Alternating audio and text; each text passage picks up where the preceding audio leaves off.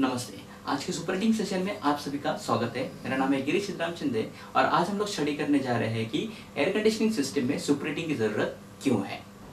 Air conditioner के 4 important part होते हैं, जैसे कि कंप्रेसर, कंडेंसर, एक्सपांशन डिवाइस और इवापोरेटर। इसमें जो कंप्रेसर है वो रेफ्रिजरेंट को कंप्रेस करने का काम करता है, लेकिन ये जो कंप्रेसर है वो सिर्फ और सिर्फ वेपर रेफ्रिजरेंट को कंप्रेस करने का काम करता है। अगर कंप्रेसर में लिक्विड रेफ्रिजरेंट जाता है तो वो लिक्विड रेफ्रिजरेंट से हाइड्रोलिक नॉकिंग होती है, मतलब लिक्विड रेफ्रिजरेंट इनकम्प्रेसिबल होता है, जिसकी वजह से कंप्रेसर के सिलेंडर में प्रेशर डेवलप होता है और उस प्रेशर से पिस्टन, कनेक्टिंग रॉड, क्रैंकशाफ्ट और वॉल्व डैमेज हो सकते हैं।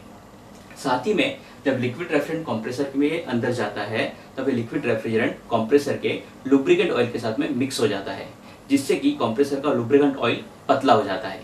कंप्रेसर का लुब्रिकेंट ऑयल अगर पतला हो गया तो कंप्रेसर के मूविंग पार्ट घिसने लगते हैं, जिससे कि कंप्रेसर के मूविंग पार्ट डैमेज हो जाते हैं। इसके लिए कंप्रेसर में रेफ्रिजरेंट जाने से पहले पूरी तरीके से वेपर होके सुपरहीट होके जाना बहुत जरूरी होता है। इवेपोरेटर कॉइल में जब R22 एंटर करता है तो उसका सक्शन प्रेशर होता है 68.5 psig और उसका करस्पॉन्डिंग सैचुरेशन टेम्परेचर होता है 40 डिग्री फ़ारेनहाइट। जब लिक्विड रेफ्रिजरेंट एंटर करता है तो ये सैचुरेटेड लिक्विड फॉर्म में होता है, जिसे डायग्राम में डार्क ब्लू कलर से बताया गया है। सैचुरेटेड लिक्विड जब इवेपोरेटर में एंटर करता है तो उसका टेम्परेचर रूम के टेम्परेचर से कम होता है। इसके लिए सैचुरेटेड लिक्विड बाहर की मतलब रूम की गर्मी को एब्सॉर्ब करता है और रूम की गर्मी को एब्सॉर्ब करके ये रेफ्रिजरेंट धीरे धीरे बॉयल अप होता है।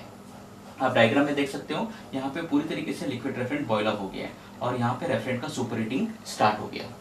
सुपरहीटेड रेफ्रिजरेंट को डायग्राम में क्रॉस ब्लू लाइन से बताया गया है।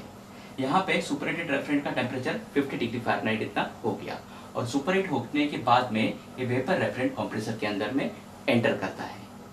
अब हम देखेंगे एयर कंडीशनिंग सिस्टम में सुपरहीट को कैसे कैलकुलेट किया जाता है। सुपरहीट को कैलकुलेट करने के लिए सक्शन लाइन का टेम्परेचर लिया जाता है। सक्शन लाइन का टेम्परेचर लेते वक्त में जहाँ पे एक्सपांशन वॉल का बल्ब है उस जगह का सक्शन लाइन का टेम्परेचर नोट किया जाता है। उसके बाद में सक्शन प्रेशर को नोट किया जाता है।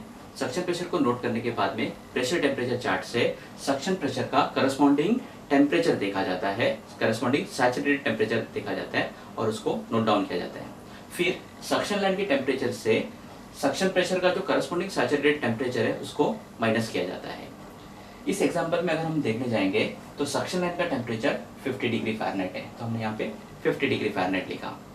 यहाँ पे सक्शन प्रेशर है 68.5 psig। अगर हम प्रेशर टेम्परेचर चार्ट में देखते हैं तो 68.5 psig का corresponding saturation temperature 40 degree Fahrenheit कितना है, तो यहाँ पे हमने सैचुरेटेड लिक्विड का टेम्परेचर 40 डिग्री फ़ारेनहाइट लिखा। अगर आप सक्शन लाइन के टेम्परेचर में से मतलब 50 हो गया और सैचुरेटेड लिक्विड का टेम्परेचर माइनस करते हैं तो आपको सुपर हीटिंग की वैल्यू मिलती है। तो इस केस में या इस एग्जांपल में सुपर हीटिंग जो है वो 10 डिग्री फ़ारेनहाइट इतनी है।